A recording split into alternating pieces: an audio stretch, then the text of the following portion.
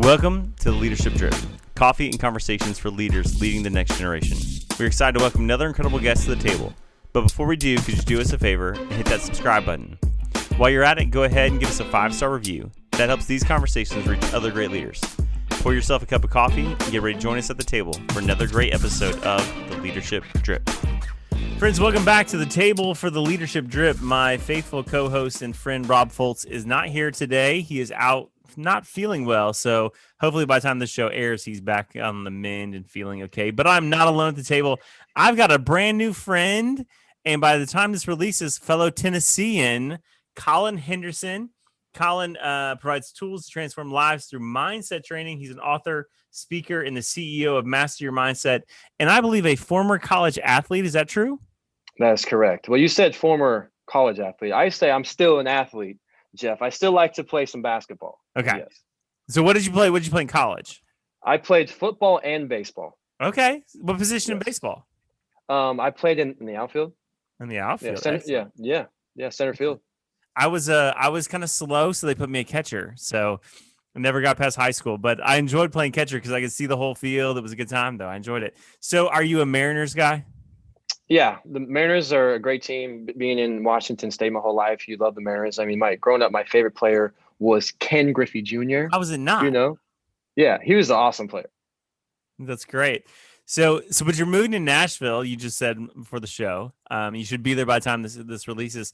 Now, there's some undercurrent talking, and maybe you can help make this happen. That Nashville is going to get a Major League Baseball team. So that's your mission when you get to Nashville, to get on that board and try to make that happen. That's my son. Charge, but you're a catcher. My son Baylor Boone. He's 9 years old. This is really his first full year of baseball, and he is obsessed. So his biggest thing is, Dad, the Mariners aren't going to be around. Is there a major league team in Nashville? I said no, but there's a AAA team. There is. So we actually looked into this. So so if we can, I would love to help this charge. Let's bring Major League Baseball into Nashville. Yeah, it's done. We're on it. We got a mission now. So I don't know who's in charge of that, but if you're listening, we want Major League Baseball in Nashville. So it's done. So tell me about what you do. What exactly is mindset training? Yeah, that's a great question. I'm trying to really help educate people understand. So there's mental health, right? And there's really what I call mindset training. So when you look at the word mental health, think of, if you're going through something very challenging, hard, having a therapist is really powerful. That's more that lane. So mindset training is prehab. It's proactive working on things, not waiting for there to be, some issue. And we have some problems pop up in leadership and business, in life and work as an athlete, whatever you're into. There's challenges that arise. So I think I'm so passionate about teaching the power of mindset, which is a conditioned set of beliefs that drive behaviors. So our conditioning is happening whether we know it or not. Yeah. So instead of allowing what you watch on TV, maybe your past, what I call trauma, drama, daddy and mama, things that you've been, with your failures and hardships shape how you see yourself and your self-image, your environment. Let's have some coaching on, what's the best version of me? When I'm at my best, what am I doing? Let's practice things like self-awareness, how to be present, self-talk, how to deal with fear and failure. And let's look at some key habits what we're going to do. So it's really not waiting for a problem. But again, if you're listening to this, listeners, the Leadership Drip, I want you to write in your notes prehab. You don't need to be sick to get better. I'm writing that down. Prehab instead of rehab. So, well, I mean, but both are important. I mean, you kind of need both. Advocate. You need coaching. So it's like if you're a student athlete, you have the strength room, the weight room, and the training room. Both are important. So in the weight room, we're working on our muscles to prevent injury, to be faster, stronger. And in the training room, if there's an injury, you want to get healed up. So counseling and therapy is the training room. You need that. Right. We need that support. We need licensed professionals to help us work through some things. But we also need some proactive work to be more resilient, to be confident, to elevate our self-image. So that's what I do. Do you feel like, Collin, that most people wait for the breaking point and then find counseling, and they're maybe unaware or afraid of doing the work ahead of time? Well, I think part of it is you just don't know. So my story is I struggled with confidence. I struggled with, self-image. I got my self-worth tied to outcomes. As an athlete, when I was in sales selling to hospitals and doctors, like my self-worth was tied to how well I did. And if someone didn't like what I said, I would just beat myself up. If I dropped a pass in football, if I struck out, had a bad game, a bad series, like I just didn't know what to do. And when I was like 33 years old, I had a sales coach. His name is Frankie Pretzel, that changed my life. That's his real name. And we're doing onboarding and sales. He's like, Collin, here's all these books on selling and influence, but here's these books on the power of the mind. Yeah. Mindset. So I've now coined that book list of 30 books, the Jedi Scrolls. So I was like, where is this stuff in all my life? The power of thought. And he taught me this phrasing: whatever the brain can conceive and believe, it can achieve.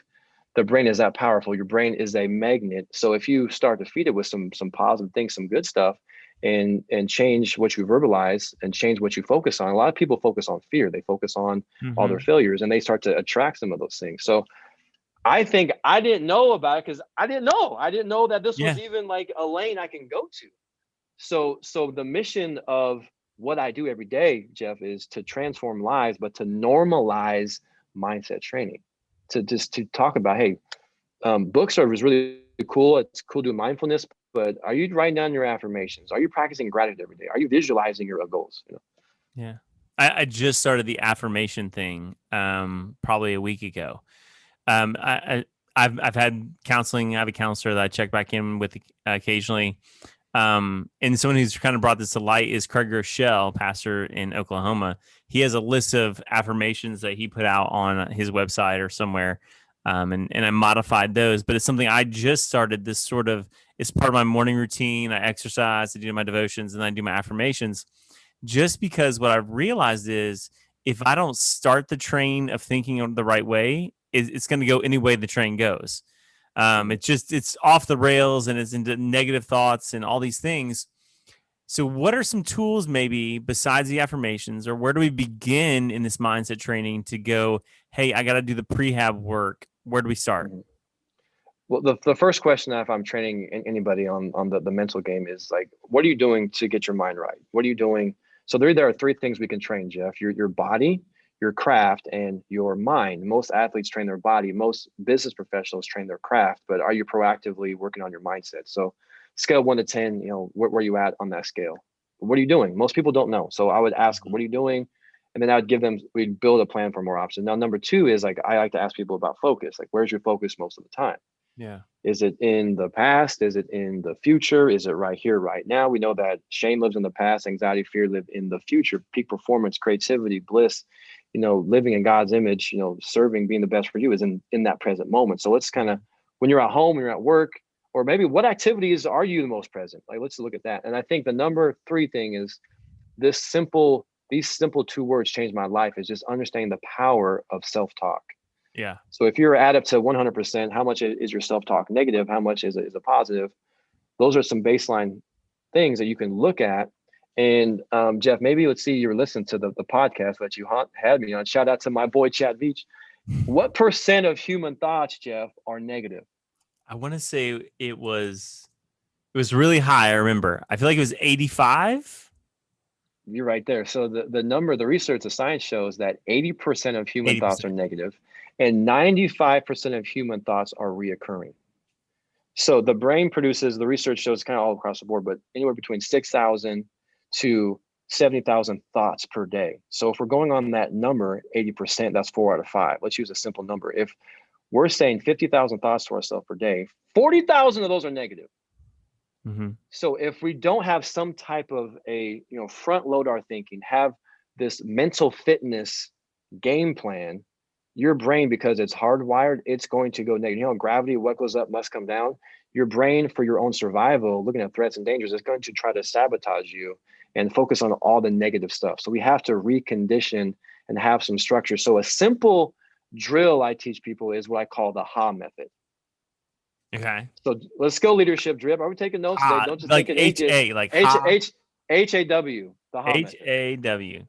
Yeah, the HA method. So it's really 4 steps, and then the acronym HAW. These are drills. So as your mindset coach, just like a strength coach, okay, we're working on our glutes. We're gonna do squats and cleans. We're working on our lats. We're gonna do pull-ups. To work on your mental emotional strength, your emotional agility, clarity, let's do some drills.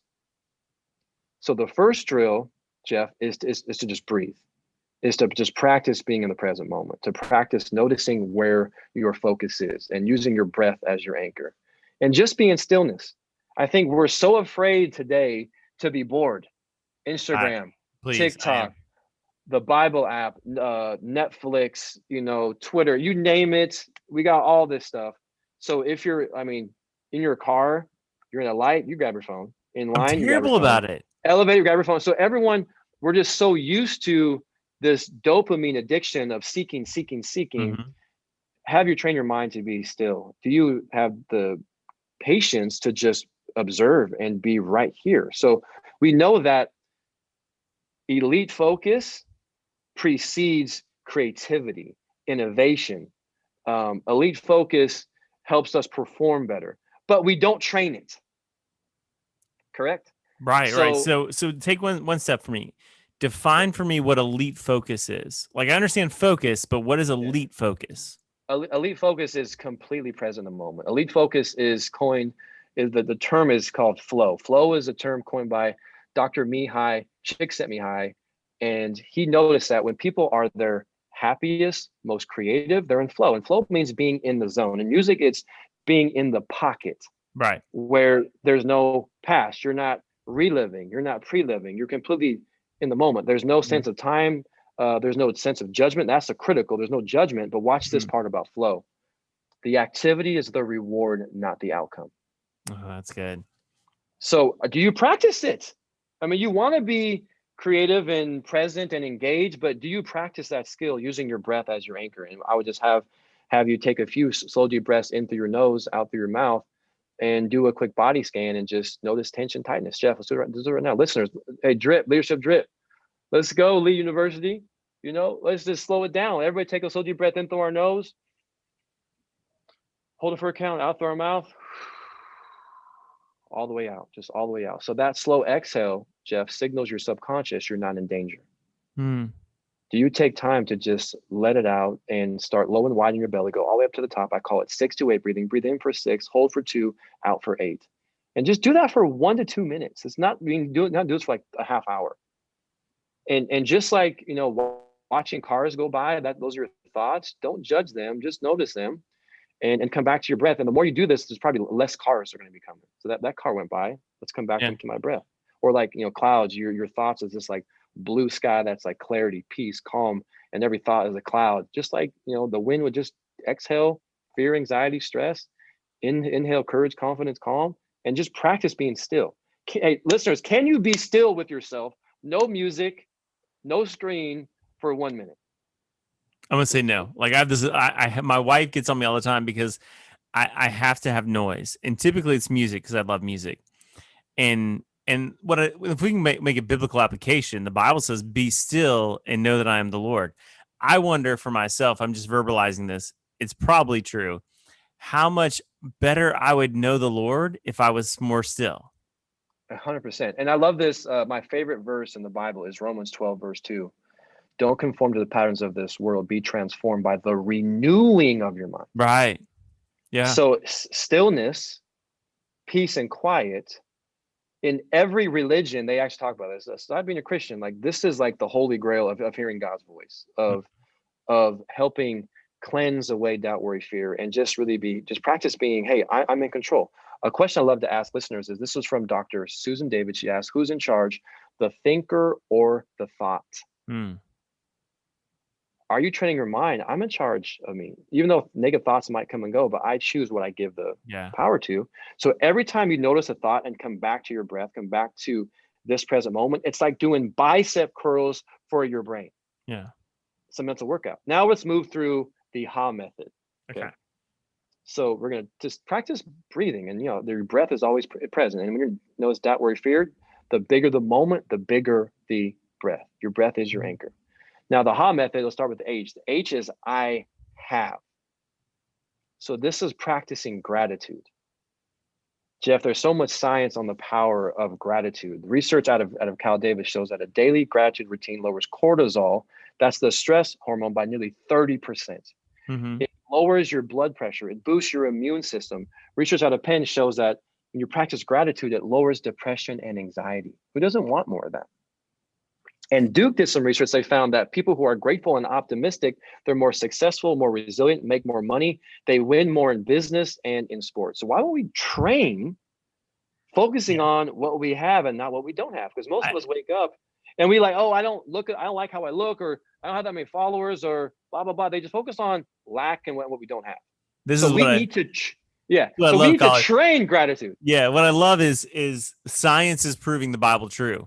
Because the Bible says, in all things, give thanks, right? Like this whole thing, like in all things, be thankful. And science goes, you know what? If you're thankful, guess what happens? All these things, good things follow. Yeah. So I love how you're demonstrating how science and these studies are basically going, hey, what the Bible's been saying about some of these things is true. That's true. And I like to say, if the only prayer you said was thank you, that would be enough. You can't give what you don't have. So part of this, like giving thanks to the Lord, giving thanks on abundance. And so the body produces 5 million cells per day. Your cells have memory. Your cells are listening. So we can think ourselves into sickness. I'll tell a quick story. This is a true story out of Russia. There was a railway worker in a railway freezer car. That was his job. Every night he would get into these freezer cars. He'd clean them up. Well, one night he got trapped inside. Like he couldn't get out. Something happened to the latch to the outside. He couldn't break out. And based off of his training, he was like, I have 8 hours to live in this thing. He found a piece of paper. I have 8 hours to live. He wrote down, I have 4 hours to live. I can't feel my hands and my feet. He wrote, I have an hour to live. I'm going to die in this thing. They found him dead the next day. But they did some research on, hey, what happened in here? They found that the freezer apparatus was broken. It was only 54 degrees in that freezer car. He thought himself to death. Wow. So I teach this system. So the brain thinks in 4 dimensions. The words is the first dimension. Your words influence your emotional state. That's the second one. These emotions, actually, I messed it up. Words influence pictures that we see. That's like the second dimension. So the first dimension is the word. Second is the pictures we see. So if I say, don't slice it, don't stutter, don't mess up, don't screw up, all this negative language, you probably feel an emotional attachment. Yeah. With the picture. So it's words, pictures, emotions, and that flows into the 4th dimension, which are your beliefs, and your beliefs run your life. And the language that we use is the wardrobe of our beliefs. So that belief system is flowed into your self-image, your actions, and how you live. So if we're thinking negativity, victim, lack, you're going to attract, I say TBT, not Throwback Thursday, thoughts become things. And another verse I love is from Proverbs 4:23. It says, be careful what you think, your thoughts run your life. So if we're just focused on negativity, lack, I don't have, then you're going to manifest, attract more of that. Your brain's a magnet. So get your gratitude reps in. I've just never seen I've never seen a pessimist change the world. Yeah. Optimists are the ones that are, in leadership. Hey, leaders out there, leadership drip, be that optimistic leader. Give thanks, catch people doing it right, say thank you, congratulate. That's going to change the culture. If the only time they hear from you is when something's wrong, they're going to, this again, words create pictures we see in our mind, emotions that we feel, and our beliefs. How you speak to your team members, your colleagues becomes their self-talk. So if we have a culture of gratitude, a culture of abundance, a culture of optimism, you can transform people. You can transform an industry, transform a community, transform a school, a neighborhood. So breathe and be present. Practice gratitude. I have. Now I am, we mentioned earlier, is these affirmations. I am. Productive self-talk. A simple parable I tell is there's a grandfather going to walk with a grandson, and he's giving him wisdom. He says, grandson, there's a fight in my mind. There's a fight in your mind every day. There's this negative wolf that says things like, God, you don't have what it takes. You're too young, too old. You're going to fail. There's this good wolf that's like optimism, love, just really how like Christ sees us, like the best version of us. That's that good wolf. And the grandson says, well, who wins? Jeff, have you heard this before? I've not. I'm okay, on the edge of my seat. Who wins? So drippers, do you have like a catchphrase for your listeners? No, we need one though. Drippers, I like that. What's up, drippers? Who wins? This productive wolf or this negative wolf? Like this good wolf? I think about, remember in cartoons, As kids, there's a devil and an angel. The devil is running your life. He's trying to infiltrate your mind with what I call bad cops. The C is comparing. The O is worrying about the opinions of others. The P is perfection. The other P is pride. I'll only be happy if I get this outcome. So the wolf who wins is the one that you feed. So what wolf do you feed each day? And the simple question is, who is your best friend? Would you still be best friends with them if they talk to you the same way that you talk to yourself? Yeah. And it goes back to this question, drippers, drip. We have to work on that maybe, but we'll work on later. Do you talk to yourself? And some people listening, do I talk to myself? You're actually talking to yourself. Where you're thinking, do I talk to myself? The answer is we all do. So why wouldn't you pre-plan some of your thought life and not hope for productive thoughts, but write out some anchor statements, some I am statements. Those are 2 short words, but they could be, Jesus is the great I am, Right. I am the truth. I am the light. He is professing who he is. And there's so much scripture in the Old Testament who the Savior is. And Jesus fulfilled all of those things. Right. So why would we not speak what we seek and then see what we said? Speak it into existence. Think it into existence. Yeah. So the I am thoughts are really about recognizing our identity and truth. Or no, but you're choosing it. Okay. So is it nature and nurture? Is it the chicken or the egg? Are you going to rely on just, I'm born this way? Or I can pick some behaviors, some habits, some traits, identify from my mentors, from leaders, the amazing pastors are in my life that I admire. Let's write down some traits and behaviors that I want to model. Right. And let's start acting like it. So a simple example is when I was a kid, Jeff, I used to love this East Bay magazine. This was pre-Amazon. I was just talking about this with my wife. The East Bay, because my son plays football and he wants some cleats. And I was like, do you remember the East Bay magazine? She was like, no. And I was like, it was like Christmas every time it showed up. It was so legit. Yeah, this was pre-Amazon. So actually even Amazon. So it was a catalog. It'd come out every month and it new Nike shoes and basketball shorts and gloves and bats. And it was just like, oh my gosh, look, I get to pick from all these things. Well, to be a great leader, to be the best version of you, why would you not pick what traits that you value? Yeah. Who you want to be and write them down. I say, don't find yourself, create yourself. And write these things down, because we know from author James Clear, he says that the number one driver of behavior is identity. Yeah. We become what we think about most of the time. Yeah. I just read that this past spring. Atomic Habits. Atomic Habits is great. And he has an email every Thursday, which is phenomenal. But we become what we think about most of the time. TBT, thoughts become things. So why would we not organize and design a self-image? Because you never outperform your self-image. Our limits begin where our vision ends. So let's not find ourselves, create ourselves. So I picked 3 I am statements that I live by. I am authentic, I am present, I am courageous. I'm authentic to myself. How did you land on those 3 specific statements for yourself? What was the process to get there? The process is, listeners on this deal, this is a mental workout. You're not listening to this podcast for entertainment. This is life-changing stuff. So are you willing to do the work? Winners do what non-winners are not willing to do. Get your mental reps in. So make a list of like 20 words of traits of like, okay, what leaders do I admire? What leaders have impacted me? When I was at my best, what traits did I show in that moment? What traits do I want my kids? Do I want to model to my kids? Yeah. And then just start crossing off, or maybe then I'm gonna circle 10, then I'm gonna circle 8, then I'm gonna circle, 3. Or I would say if you can land on 3 to 5, 5 is probably max. And then tell people, say this is how I want to be. Like, this is my goal. Like, as I'm leading you, if I'm not walking and modeling these behaviors and this mindset, please let me know. Yeah.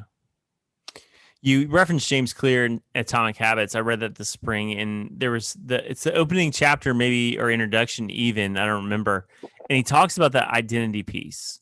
and the I am statement. I was trying to get back into running at that point. I ran for several years and then took a hiatus. Then then you run like once every 2 months or something when you're trying to get back in it. And so one of the goals was to begin running again. And so I had to start seeing myself and telling myself, not I sometimes run, but I am a runner. Because sometimes when you're out of shape, you don't think that. You're like, I'm a guy who occasionally runs. But framing it in this I am statement was critical. And I think I ran like 55 miles in the month of May, which I hadn't done in like 3 years. But it became this sort of like thought pattern, as you're talking about, and this identity that I just bought into, that like, hey, my speed doesn't matter anymore. Like, I'm maybe 3 minutes slower than when I was 10 years ago, but I'm still a runner, and I'm a runner, and I'm going to go run. And so, that was a critical sort of turning point in my thought patterns this past spring, even, of recognizing the identity and the I am statement that was attached to it. Because That's it. like James Clear said, when you recognize that, then behaviors follow that. If you're a runner, then you run. That's true. One, the other thing is, like, I hate when people say I am who I am, or people say, I have a sweet tooth. I'm not a morning person. I always forget names. You're just manifesting negative stuff, and you're basically making an excuse. You're labeling yourself. So, I want the listeners to write down this acronym: FAI versus IAF. So FAI is really your feelings dictate your actions, and your actions influence your identity.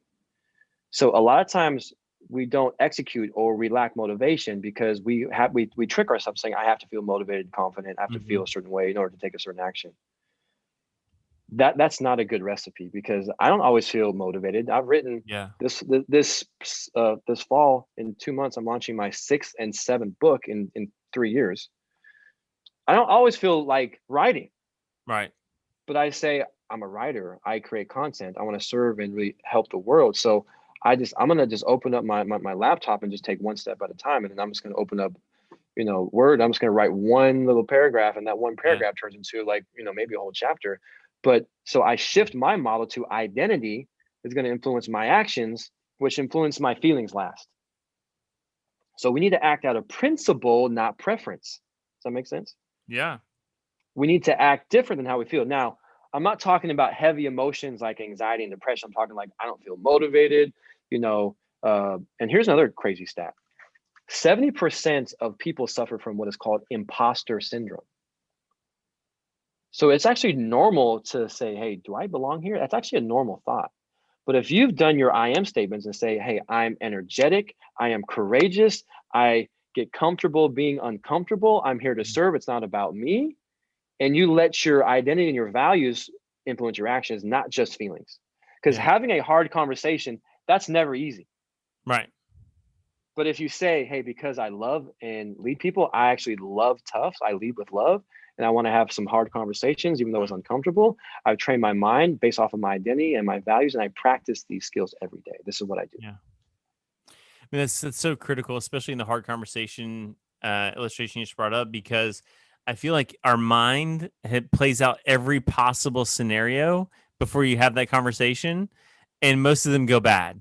Like, none of them are good. Like when you're like, oh, I got to have a hard conversation with one of our staff or one of our team or somebody I work with, your mind goes, hey, what are the 19 possible bad outcomes? And you never go, hey, this could end up better than it was. Like, just that train of thought. How do we sort of set the course for our thinking to go, this is going to be a tough conversation, but at the end of it, not necessarily, again, we're not talking about outcomes, you're talking about processes, to step into the difficult things, even though it may not be a great outcome. Well, that's why I say love tough. If you lead with love, and if you don't love them, you're going to avoid, you're going to delay the conversation. So it's kind of like if there's a cut on your arm and that's a clean cut, it's going to heal so much faster. If it's jagged and with a knife that's not a clean knife and it's not addressed, it's going to have a massive scar. So you get to choose which pain you want to feel. Pain of, letting it festering and delaying, and it's going to blow up, or you can go up front. But I think a great way to avoid a lot of this drama is to set clear expectations up front. And have a clear consequence on, let's identify some behaviors, some values. This is what we expect. I tweeted out like a month ago, having clear expectations up front and outlining what we expect and what good looks like, it's going to eliminate 92.7% of like drama. Yeah. But the other part of this is a perfect segue into the last part of this HA method. This is kind of a long segment here, which is great. So breathing, I have, which is, thoughts and practicing these reps of gratitude. I am, which is these positive self-talk. We're going to feed the right wolf. And then I will is have a clear intention. Have a clear intention. So if you're having that conversation, if you're giving a presentation, because the brain's hardwired for negativity, call these ants, automatic negative thoughts, you're going to go worst case scenario. Yeah. You're going to catastrophize. That's how your brain works. But if we can step up and take a minute of mindfulness to have intent, okay, this is how I want to show up. This is the goal of that conversation. And I really tell leaders, or if you're in sales, really focus on these three things. Number one is, what's my intent? How am I going to show up? What do I want out of this interaction? Mm-hmm. Like state a goal and write it down. The second thing is what do I want to learn? Stop being a mind reader in leadership. Stop assuming. And have empathy. You're frustrated with that person, or they're doing something that you maybe don't like. Well, let's have an intent on what you want out of that conversation. But what do you want to learn? Yeah. Don't talk with. Don't make it a monologue. Make it a dialogue. And really try to understand, learn. This is from Voltaire. He says, don't judge a person's, how they lead by their answers, judge them by their questions. Mm-hmm. So think about some questions you want. And then the third thing is, how are you going to bring value? So here's a question for you, Jeff. How would you define the word leadership? Well, that's why we have the podcast. Well, you tell me if you can simplify it for our listeners. So I think if you look at what Maxwell says, that leadership is influence is a good definition. Leadership is taking others somewhere you have either been before or have a vision to get to.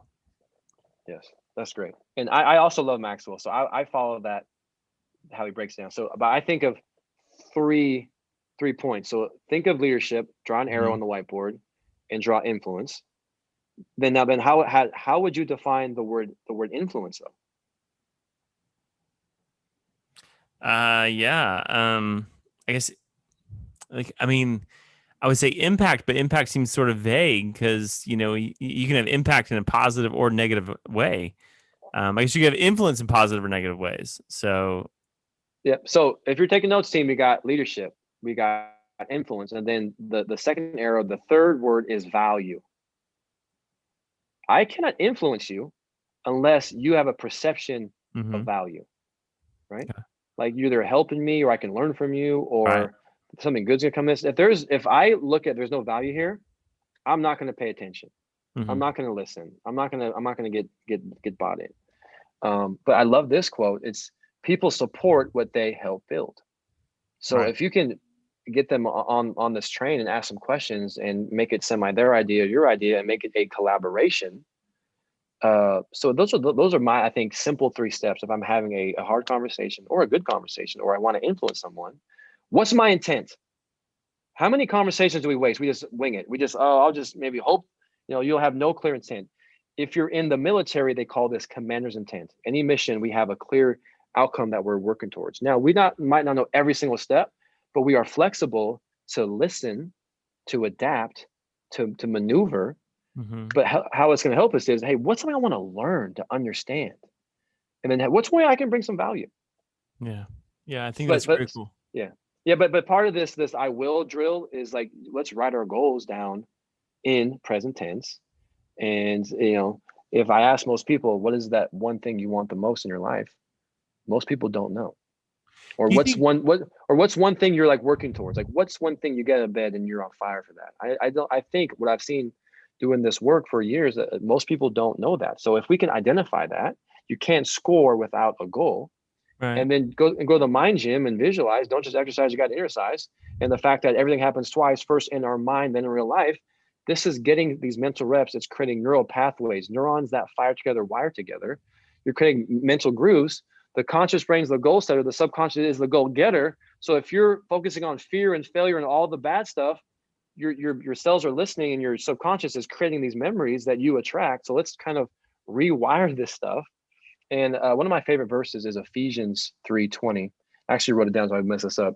So God's plan for us is far more better than we can ever imagine. So we're imagining these things, and that's creating this motion to create this mood. And God's gonna show us something even more awesome than our brain can even think. But that at least sets that in motion. Collin, do you think that you said most people don't know what they want? And I think there's some truth to that. Do you think a lot of people are just afraid of stating it? Like that maybe they know, but it's so seemingly out there, or it seems so far-fetched, or it seems so challenging that they're just afraid to even say it out loud. Yeah, and I like to teach people of the acronym I learned from Dr. Michael Gervais. It's called FOPO. FOPO. Yeah, so it's not FOMO, fear missing out. It's not YOLO, you only live once. FOPO is an epidemic in our society, and that stands for fear of other people's opinions. And it's this phrasing: you aren't who you think you are. You aren't who others think you are. You are what you think other people think you are. Yeah, that's true. So we're creating this false narrative, and the reality is people are not going to bed thinking about your mistake. Sure. They're worried about how they look. So you're magnifying that everyone's judging you, critiquing you. They're not. They're critiquing themselves. They're not even noticing what you're doing. So I think you're exactly right. I think people are afraid to get vulnerable and declare and say, "Hey, this is what I want." Because what happens if you think it's stupid? Right. Or what if you don't like it? You know, mom and dad, what if you're going to judge me for this? Or what if I fail at it? You know? Right. So how do we get past that? How do we get past this FOPO, or this fear of taking the risk, or the fear of failing? What sort of let's say we have some listeners who are listening who are wanting to launch out into their own ministry or plant a church. That's what I'm in the process of planting in church. Believe me, it's scary. But to someone who's wanting to launch out into the thing, they're finally getting the courage up to step out. How do we overcome the FOPO? I go back to this statement. There are two pains in life: the pain of regret and the pain of hard work. Yeah. So imagine how you feel if you didn't do it. Right. I mean, imagine the lives you're not going to impact because you're too afraid to be bold with it. Yeah. And man, you look at every major character in the Bible; they all failed. Yeah. God picks people who fail. All of them. You can go every single major character in the Bible. I mean, I don't have to list them all. We know their names. So failure is part of the process. But I think one of the most powerful things I can do as a mindset coach is help change your perspective. And it's like, let's fail is great feedback. I mean, don't waste a mistake. Let's fail our way to the top. That's where creativity comes in. Yeah. That's where innovation, that's where learning comes in. And it's this concept, is failure a devastation or an education? We can't grow unless we fail. Let's stop being crippled by failure. And one of my favorite entrepreneurs to shed light on is Sarah Blakely. Do you know who that is? Yeah. I feel like I should. I feel like I know the name. She's the founder of Spanx. Okay. And yeah. She's one of the wealthiest female entrepreneurs on the planet. And she was on a podcast, and they asked her, "Sarah, how did you build your empire? I mean, this is so impressive.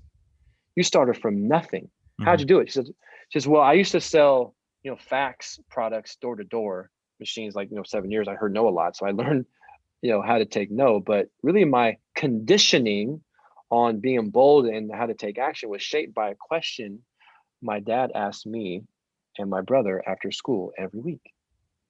So what questions do we ask our kids? So what's the question? Do you know the question that her dad asked? I'm gonna ask you, what questions do we normally ask? Probably not productive ones. I know that much. Probably, how was your day, or whatever, some very open-ended parental type questions. Yeah, listeners, what questions did your parents ask you? I mean, when you come back from college and you're a student, and how was school, or what did you learn, or who did you play with? She said he didn't ask us those questions. He asked us this question: did you fail today? And if we said no, he was kind of sad and upset. He's like, "Well, why aren't you failing? You're not trying new things. You're not taking action. You're playing it safe." So she said, my conditioning, I use that word. Yeah. So basically her conditioning, she viewed failure as not trying. So we're so afraid of what people think of us, we're not willing to try. So what our society is doing, people would rather not strive for their goals, lower their aspirations just to fit in. Yeah. But this is part of this ancient brain that we're still trying to work through. We have an ancient brain in modern times that needs this rewiring, because the human, the brain craves what is called oxytocin. Mm-hmm. That's that bonding chemical. So if you're not part of a tribe or a group, ancient times, you're not going to survive. So especially when we're young, in our teens, in our 20s, it's life or death. We need to fit in. We need to be liked. We need Yeah. to be cool. And if I say something that doesn't jive with you, then I'm thinking you might be looking at me differently, or if I get vulnerable, you might judge me. But the truth is, Jeff, everyone has doubts, fears, Mm-hmm. worries. I just said it before. 4 out of 5 thoughts are negative. 7 out of 10 people suffer from what is called imposter syndrome. You're not alone. Right. So, but I love this. I love this point too. I learned this concept from Dr. Valerie Young. She says people will follow the confident person over the competent person. It's true. So if you can just declare, hey, boom, this is what I'm thinking. This is what I believe to be true. This is where we're headed.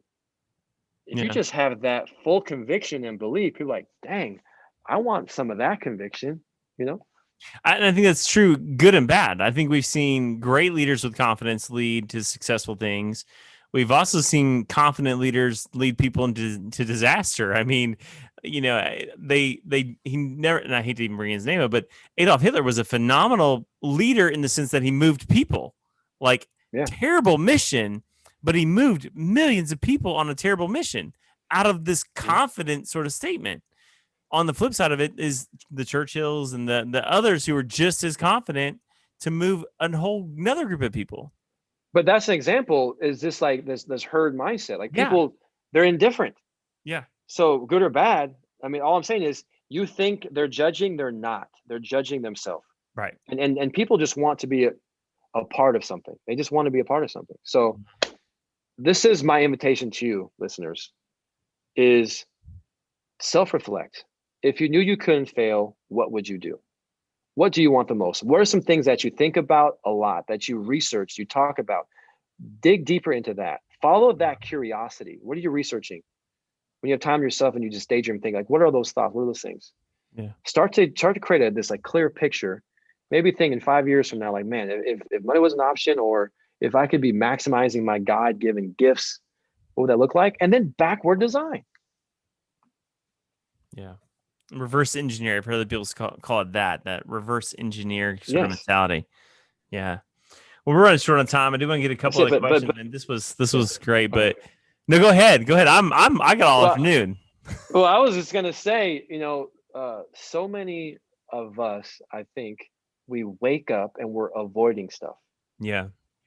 Don't be around that person. Don't fail. Don't expose myself because I'm not good at this, or, So what I want to really encourage the listeners of the podcast today is the cornerstone of leadership is being vulnerable. That is the cornerstone. That's the foundation. And we can't be vulnerable unless we show courage. And we can't show courage unless there's some doubt, worry, fear, unless it's uneasy. So if you're not challenging yourself, if you're not getting uncomfortable, you are not growing. Growth and comfort zones cannot coexist. So by taking action, by really doing that thing that you want, or finding some mentors who have what you want and being courageous enough to ask for help. That's another thing. Like if you're going through something, we're talking about mental health. If you're going through something that's heavy, ask for help. Yeah. Yeah. That's which we circle back to, the prehab and the rehab, that the need for both. I think it was a critical statement you mentioned earlier. I do want to just ask one other question, and we've kind of talked at it and around it, but one of the things we often hear about athletes and high level leaders is you have to sort of forget the last shot. Like I was talking with a guy this afternoon about the documentary, The Last Dance of the Bulls and Michael Jordan. And Michael Jordan always had this capacity to forget about the miss. How do we as leaders sort of pick ourselves up after the failure that you were learning from, as you mentioned, or the struggle, and sort of just move on? because those seem as leaders, I feel like those sort of haunt us, the misses. Yeah. Well, I love The Last Dance. That was so good. I was just fully entrenched, Incredible. locked into the screen. And MJ, like, this is a PhD and one of the best competitors on what he was thinking about. Yeah. But one of my favorite things that came out of that show was a lot of people were posting quotes from MJ, and I saw one quote. A reporter was asking MJ, like, Michael, what are you thinking about during a timeout? And his answer is this: chewing gum. That's what I'm thinking about. It's chewing gum. I'm not thinking about the last shot, the next shot. I'm right here. I asked you in the kind of opening, like, where's your focus? He was always present. But I think what MJ did a great job, and these top performers, great leaders, I think a trap that leaders fall into, or athletes, or if you're in music, if you're an actress, whatever it is, you start a business, you are attaching your worth to the outcome. I'm going to be worthy or loved or liked or fulfilled when this happens. I call that living on someday island, suffering from someday-itis. And the research from Dr. Sean Achor out of Harvard has a great book called The Happiness Advantage. He says there's a fallacy with our mindset. A lot of people think I need success first, then I'll be happy. Right. Said that's wrong. People who are happy, grateful, optimistic, present first, they achieve success faster and sustain it longer. So what I've had to train my mind, because I'm an artist, I'm a creative, I write books, I make online courses, I post videos, I speak across the country. So if I attach my worth to the outcome, I'm going to dwell on that mistake. Yeah. I'm going to beat myself up. But if I can take every chance to do what I do as a chance to learn and grow, this is called a fixed mindset versus a growth mindset. Right. So fixed mindset people, they're afraid to fail. They're afraid of feedback. When other people have success, it takes away from them. They don't like it. Where growth mindset people are like, I like a challenge. It's about effort. It's about growth. I'm not attached to the outcome. So I think I see the best performers fail. The best artists fail. The reason why they're the best is because they fail a lot. Average performers are afraid to fail, so they don't take action. Yeah. So a simple drill that I do for myself every week is I call it good, better, next. What's something I did good this week? What's an area I can get better? And what's the thing I'm gonna do next time I'm in that environment? So every time we do something, man, it's a chance to get better. Have a growth mindset. And I didn't make up that growth mindset. That is from Dr. Carol Dweck. So good research on that. Yeah, I think my wife's in education. It's a big conversation in education right now, this growth mindset versus fixed mindset. There's a lot of truth to that. Well, Collin, I am processing a lot right now. You hit me with like a fire hose of thinking. And I want to say this as well. I appreciate you coming on the show. About a couple years ago, got in some counseling for myself and was really in a sort of spiritual season of growth. And the Bible really opened up to me, and I began to see how much the Bible talks about our mind. Like, I don't know what kind of church you grew up in, but I felt like every time I was in church as a kid, it was like, hey, God wants to fix your heart, fix your heart, fix your heart. And nobody ever preached and taught about the mind. So I think this is a very biblically true conversation. I think it's an important biblical conversation as well. If you read scripture, you love the Lord with your heart, your soul, and your mind. The renewing of your mind and fix your thoughts or think about these things. The Bible is so full of these scriptures that talk about the way we think. As a man thinks in his heart, so is he. So for the leaders listening who are going like, this sounds like some new age wackadoo kind of crazy talk, I want to challenge you, dig into the Word of God and find these scriptures where it says for you to work on your mind, because it's there. It's throughout the book. God constantly is reminding us that our mind is such an important piece to the puzzle of who we are as characters of Christ. Take on the mind of Christ is even another one. As I'm trying to rattle these off memory at this point, but what we're doing, what you're talking about, this mindset growth is not in opposition to faith. I think it's in partnership to it. But how is using your mind opposite of faith? I don't know. I'm just saying. So usually prayer, because usually prayer is in your mind, right? Right. It has. At least if you pray with your words, it's got to start in your mind. To me, mindset's everything, and mindset is faith. Mindset's faith. Right. I'll give you the definition of mindset again: a conditioned set of beliefs that drive behavior. Yeah. And what are you choosing to believe?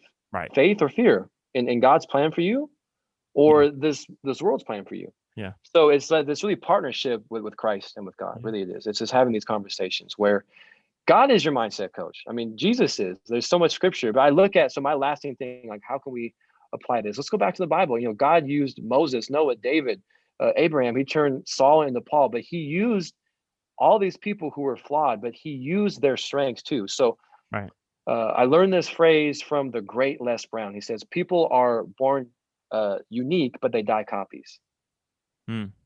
So let God use your flaws, use your failures, use, to turn your mess into your message, your mess into your mission. But you don't have to be like everybody else. Right. Your power is using how God made you, how God sees you, how God loves you, and not trying to conform to everybody else and be like everybody else. Yeah. So I would ask everybody to step into your superpower. The last question I have for listeners in this podcast is, what is your superpower? God gave you a superpower. He did. Is it music? Is it drawing? Is it connecting? Is it service? Is it patience? Is it listening? Step into God's power that he gave you. Yeah. And use that. Instead of focusing on what you don't have, triple down on that self-awareness and use that. I say, God, use me as a vehicle today. Use me as a vehicle and a light for your glory, not mine. Use me. So I'm using my fear of public speaking. I used to stutter really bad. I still worked with it every single day. But that flaw gave me the empathy and the passion to be just a straight, all about making content, serving, helping. Yeah. So, and I used to hide it. Now I talk about it all the time. Yeah. So don't run away from your mistakes. Use them to connect with people, to humble yourself, and to serve. Yeah, that's good. It's awesome. Well, Collin, we have one final question we ask every one of our guests here. We do record on the campus of the university. So we like to know, what is one lesson you learned in college that did not take place in the classroom? I learned this after college, doing research. And I'll ask you, aside from having God in your heart, Jesus in your heart as your Lord and Savior, what is Harvard did research, what's the number one source of happiness beyond faith? I would probably say relationships, people. Ding, ding, ding. We got a winner. So the number one source of happiness is relationships and connection. You can say connection with Jesus. Like, how is your relationship with Jesus? But how is your relationship with your church, with your neighborhood, with your family? So I, try to really bear this stuff on my own. And I looked at, hey, when was I at my happiest? I was connected with a small group. I was connected serving my church. I was connecting with my teammates. I was volunteering. So when we're helping and serving, the brain produces dopamine and serotonin. These are happy chemicals. Right. And one of my favorite verses is Matthew 20:16. It says, he who is last shall be first. He who is first shall be last. So I wish I had this more training on, Collin. It's not about you. Connect, serve, get involved. Don't go alone. If you want to go fast, go alone. If you want to go far, go together. Right. That's great. Man, it's so good, Collin. Where can we stay connected with you? Probably on Instagram. Check me out on Instagram, Collin Henderson with 2 L's. Collin with 2 L's. I got a link tree if you want to go to the website, or if you want to look at my books on Amazon, you can do that too. Awesome. This has been so helpful. I know I took a ton of notes. So leaders, I hope if you're driving, don't try to take notes while you drive. Pull over or listen to it later. This has been so helpful. And Collin, as we always say here at the Leadership Drip, you have a seat at the table. Thanks for being on, buddy. Yeah, it was awesome, Jeff. Thanks. Thanks. Thanks for listening to this episode of the Leadership Drip. If something from this episode was helpful for you, then share it on your social media and tag us. If we see it, we may reshare it on our channels. We appreciate you taking the time to join us, and remember, you always have a seat at the table.